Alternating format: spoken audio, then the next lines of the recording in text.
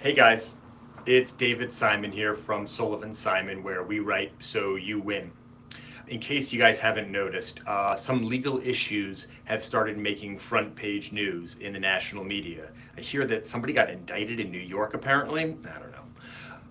But there's another issue that's been hitting the news that I really wanted to talk about because there was an opinion that came out of the Fifth Circuit last week that I think is really interesting.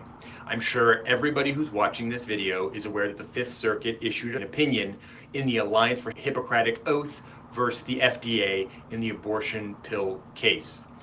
Obviously, the case has some very significant political and social and emotional undertones to it, and I don't want to dive into any of that. But as lawyers, we've got to recognize that the 42-page opinion that the Fifth Circuit issued is just that, a 42-page opinion issued by a federal appellate court, and it teaches us some things about legal research and writing. When you're writing, a lot of times you're trying to describe something that was said before, that was written before, that's on paper. That's silly. Show, don't tell. And here's what I mean. The Fifth Circuit, when trying to show why they believe the plaintiffs have established standing in this case, show, they don't tell. Check it out here. On page 6, as they're trying to recount what I'll call a procedural history of the case, a really tough procedural history to follow, the court says it flat out. If that's confusing, we hope this chart helps. And on the next page, they put the procedural history that is so confusing into a chart. Now, how many of us have been trying to write out a procedural history in a case and have thought, that's a pretty convoluted procedural history? If you've never thought that, then you've never written a brief before. It happens constantly. And look at this, the Fifth Circuit's helping you out there, just putting it in a chart so you can see it. It's great. Further on, they're trying to explain why they believe these plaintiffs, this doctors' association and the individual doctors, will suffer a future harm, thus giving them standing. Again, they show, they don't tell. On page 12, they're trying to explain some of the things that doctors might encounter from patients who use this drug, mifepristone. And they show the patient agreement form, and they even put these red boxes around the parts that are important, showing what they think is relevant.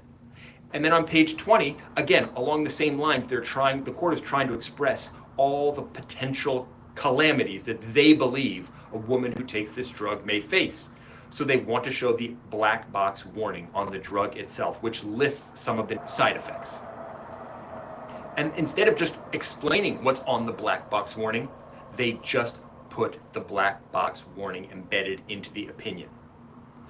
It's a really powerful way to convey your message, to show instead of telling. I can say, without trying to get into the politics of this issue, I vehemently disagree with the Fifth Circuit in this case. But even as somebody who vehemently disagrees with this opinion, I can't deny that the Fifth Circuit's legal writing and the Fifth Circuit's legal showing is compelling. This is something we can all incorporate into our own legal writing. Don't make judges flip through the appendix. Don't make them look for the transcripts. Don't make them look. Make it easy. Just show them. Whether you agree with this opinion or disagree with this opinion, that's for a different video on a different social media channel.